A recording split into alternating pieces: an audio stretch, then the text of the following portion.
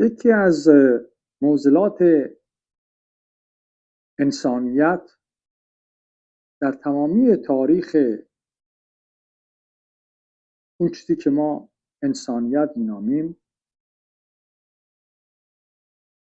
معضلی بوده به نام فساد. وقتی صحبت از فساد میکنیم البته فساد اون چیه که ظاهراً فرهنگ غالب، جامعه، اون سیستم اجتماعی حاکم ظاهراً محکوم میکنه و خیلی از مشکلات رو به اون ارائه میده، به اون ارجاع میکنه که در این حال که اون فسادها را محکوم میکنه در صدد نابود کردنشون هم هست. حالا فسادهای مالی، احتکار، پولشویی، دزدیهای مالی، روابط به اصطلاح درون شبکه‌ای مالی بین افراد در سطح قدرت سیاسی، قدرت اقتصادی و مراکز دیگر جامعه، فسادهایی مثل فحشا، مواد تخدیرزا و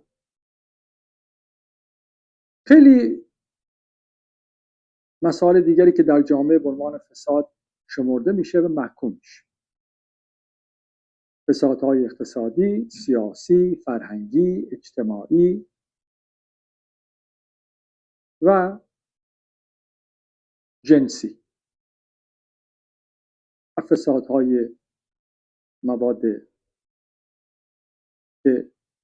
تخدیرزا و در همه جوامع هست، فرق نمیکنه. شما حالا توی ایران باشی، آمریکا باشی، اروپا باشی، نمیدونم چین باشی، روسیه باشی، هر جا که میخواد باشی، همه مدعی هستن که در حال مبارزه با فساد هست. در رابطه با ایران، چه در ایران باستان چه در ایران بعد از اسلام، در طی تمامی تاریخ ایران خب همیشه موضوعاتی به نام فساد وجود داشت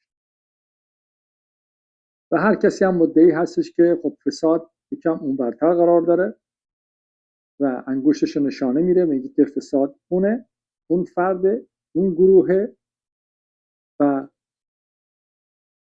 اونا هستن که باید جوابگو باشن، محاکمه بشن، مورد قضاوت قرار بگیرن و نهایتاً مجازات بشن و نابود بشن و هر کسی سعی کنه خودش رو مبرا از فسادی بکنه که وجود داره. پرسشی که باید واقعاً در جوابی به خودش پایان بده اینه که چرا همیشه فساد وجود داره و اساساً فساد چیه؟ این فساد چیه که همیشه فرهنگ، جامعه در تمامی اندیشه‌های سیاسیش به ظاهر محکوم میکنه ولی در آن واحد در تمامی لایه‌های اجتماعی، چه گروهی چه فردی، به راحتی رشد و نمو داره و دوام میاد. فرهنگ ایران باستان، ایران قبل از اسلام، گفتار نیک، کردار نیک، پندار نیک ظاهرا نتونست این فساد رو از بین ببره و اسلام اومد که بتونه غلبه بکنه و اسلام هم که خب نمیتونه غلبه بکنه. الان ما همین نظام اسلامی که روی کار اومده 40 و اندی سال هستش که با فساد درگیره و نمیتونه فساد رو از بین ببره و هر کسی، هر گروهی از درون خودش هم اون یکی رو محکوم.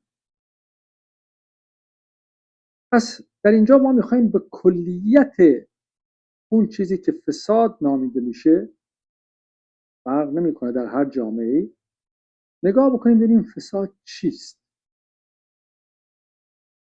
و چرا فساد وجود داره، چرا فساد نابود نمیشه.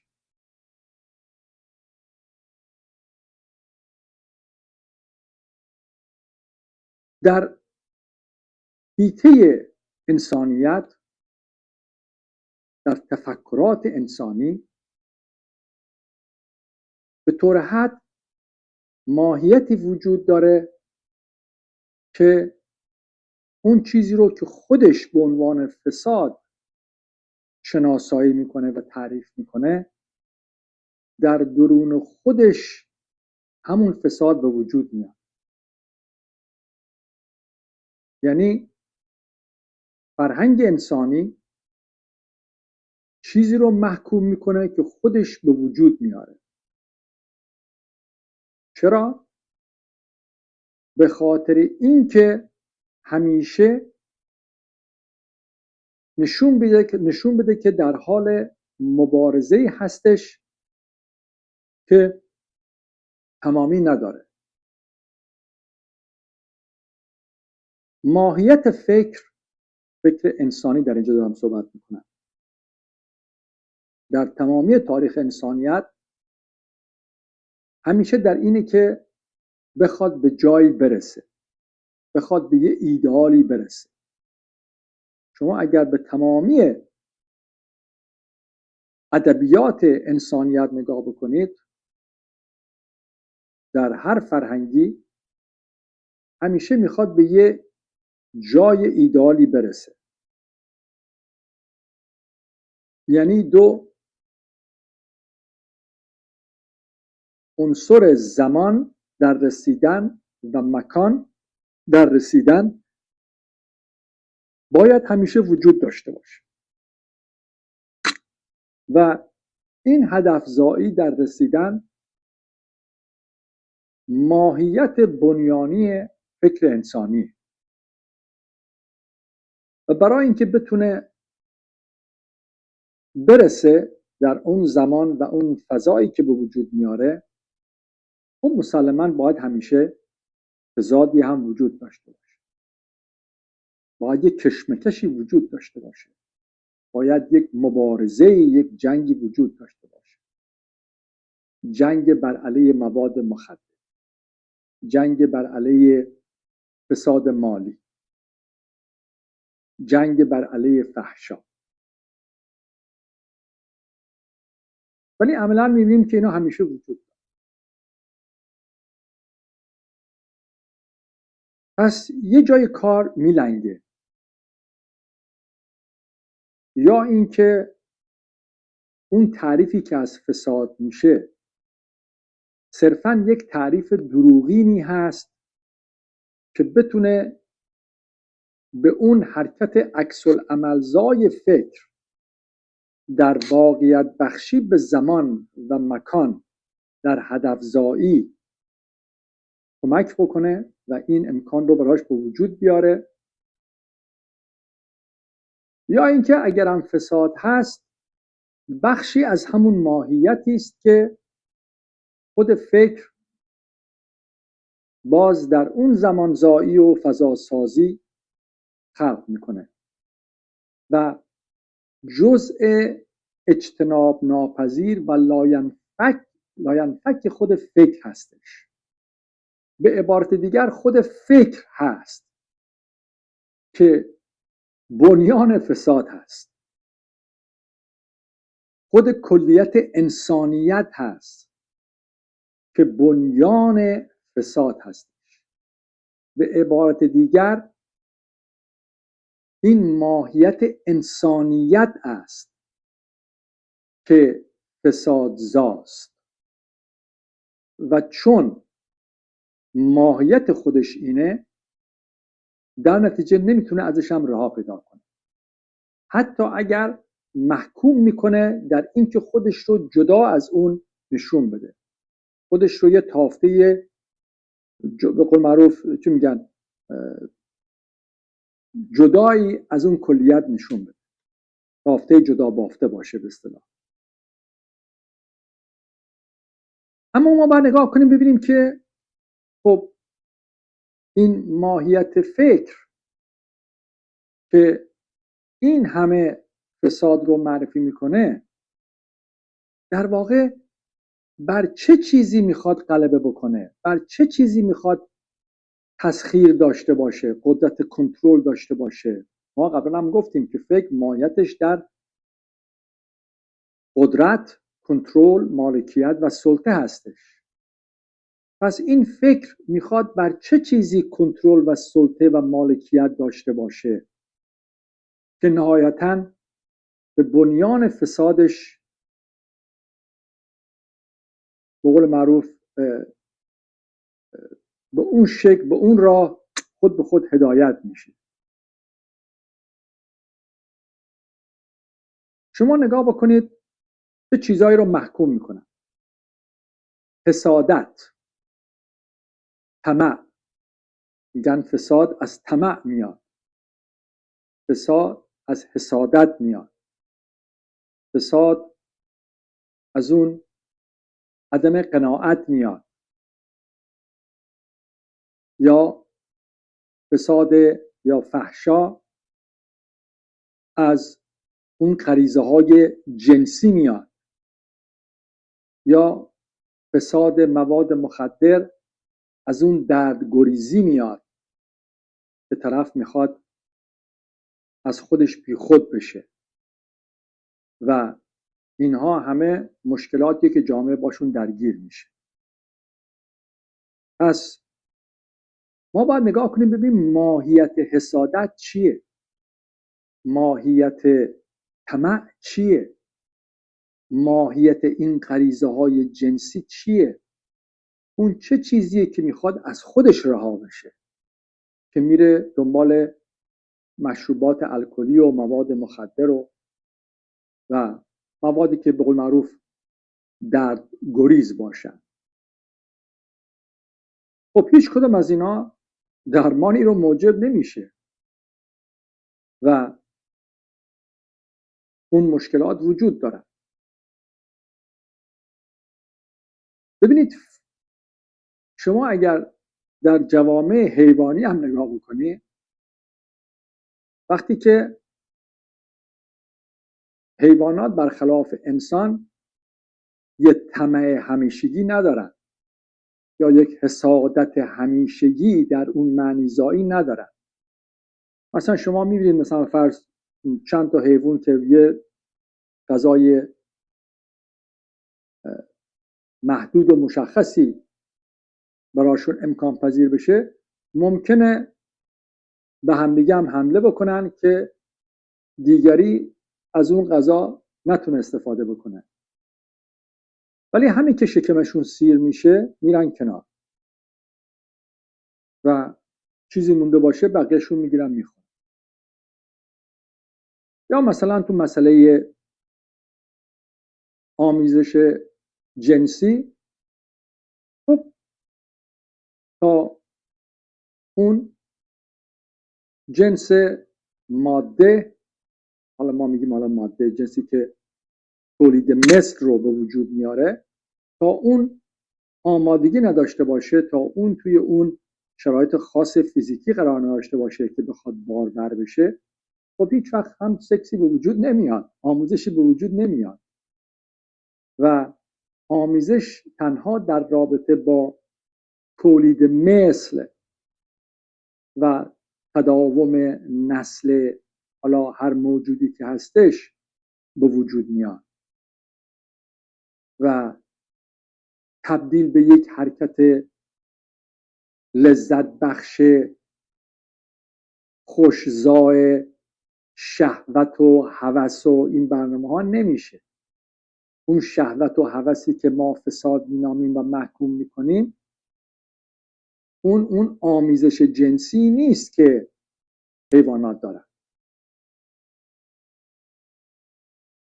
و هیچ حیوانی هم به دنبال این نیست که بخواد از خودش بگریزه، بره مثلا الکل بخوره یا مثلا بره مثلا نمیدونم مواد بکشه یا تزریق بکنه. واقعا نمیاد. خب پس در اینجا اون مسئله که هستش اینه که اون چیزی که ما طمع مینامیم، اون چیزی که ما حسادت مینامیم، اون چیزی که ما هوس و شهوت مینامیم، اینها تعاریفیه که فکر به وجود میاره که بتونه کنترل داشته باشه، تسخیر بکنه، مالکیت داشته باشه بر غرایز زنده‌ای که اتفاقاتی در حیطه بستره هستی هستند. اون طمعی که در حیوان میبینیم اون طمعی نیست که ما در انسانیت براش تعریف و معنی میکنیم. اونا لحظه های اتفاق هستند در رابطه با بقا. اون طمع نیست، اون ضرورت بقاست. و همین که اون مسئله، اون به اصطلاح مشکل بنیانی بقا در اون اتفاق، در اون لحظات به پایان برسه، دیگه مطرح نیست، دیگه عملی براش وجود نداره. وقتی فکر میخواد بیاد این غرایز زنده رو تسخیر بکنه و از اونا معنی زایی بکنه برای اینکه برای خودش هدف زایی به وجود بیاره، بگه اینجا یه مشکلی وجود داره که باید ما در جهت حل اون مشکل حرکت بکنیم و اون هدف زایی و حل اون مشکل در اون زمان و در اون فضایی که به وجود میاره، در واقع فکر دنبال بقای خودش. فکر میخواد به خودش فرصت بقا بده و چون خود فکر از خودش چیزی نداره، منظورم فکر انسانی دارم صحبت میکنم، پس میاد بر این غریزه های زنده، بر غریزه تولید مثل و تداوم بقا، بر غریزه بقای فیزیکی در پیدا کردن غذا یا شکار یا خوردن، میاد روی اینا سوار میشه و اسم این رو حسادت میذاره، اسم اون رو طمع میذاره، اسم این رو شهوت میذاره، اسم این رو هوا و هوس میذاره و اسم اون رو این میذاره که مثلا به فرض حالا میخواد دردگریزی بکنه. ببینید حسادت زنده است. اون طمعی که ما در بیرون در حیوانات میبینیم اون زنده است. شما حتی بچه‌های کوچیک رو، بچه‌های کوچیک، به قول معروف اطفال نمیدونم 3 ساله 4 ساله که غذا میذاری جلوش، مثلا اینو بعد میگه مال منه، به فرض، حالا به فرض میگه مثلا نمیخواد مثلا اون یکی استفاده بکنه، ولی همینقدر که شکمش سیر شد دیگه توجهی به اون نمیکنه، اون یکی هم میگیره میخوره یا حالا با هم میخوره. ببینید ما میایم به اون میگیم طمع. اون طمع نیست، اون یه غریزه است در لحظات اتفاق. همه برمیگرده به غریزه بقا. در طبیعت دو چیز حرکت میکنه، بقای فیزیکی و تولید مثل. فکر میاد روی اینا سوار میشه و از اینا یک پیچیدگی تاریخی به وجود میاره که همواره انسانیت رو مشغول به خودش میکنه و فکر اینگونه به خودش تداوم میده. مشکلی لاینحل، مشکلی که نباید حل بشه، پرسشی که در جواب خودش همیشه تداوم داره. پس مشکلی نیست که راه حل داشته باشه، بلکه مشکلی است که همواره در جستجوی راه حل به خودش ادامه میده. پس اون حسودی که ما میبینیم در کودکان یا در حیوانات اون زنده است. حسادت زنده است، طمع زنده است. اون هوا و هوس که ما محکوم میکنیم در لحظات اتفاق، در نیاز تداوم و نسل زنده است و اینها اگر به حال خودشون رها بشن، هیچ گونه معنی گذاری نشن، هیچ گونه فکری نخواد بیاد اینا رو تسخیر بکنه و به کنترل در بیاره، اینها خودشون رو در اون لحظات اتفاق لبریز کرده و به اتمام میرسونن و هدفی نیست که بخواد بهش برسه. همواره اون چیزی که وجود داره عمل بی‌وقفه است، محرکه و جوابه. اون طمع محرکه و جوابه. اون غریزه جنسی که ما در هوا و هوس محکوم میکنیم محرکه و جوابه. اون چیزی که در حیوانات دیده میشه محرکه و جوابه. یک عمل اجتناب ناپذیر و جدا ناپذیر در محرکه و جوابه. فکر میاد روی اینا میشینه، میخواد اینا تسخیر بکنه، به خاطر که به خودش قدرت بده، به خاطر که به خودش اون ماهیت بنیانی سلطه و کنترل رو بده و نهایتاً مالکیت. و این گونه فرهنگ‌های پیچیده، فلسفه‌های پیچیده، مذاهب پیچیده هم دور و برش درست میکنه. 1000 تا شرط و شروط هم براش میذاره. نمیدونم این اینطوری باشه فساده، اینطوری باشه فساد نیست، اون باشه قابل قبوله، این نباشه قابل قبول نیست. و میگم بستگی به جوامع مختلف داره که در چه سطوحی اینا رو طبقه بندی میکنن.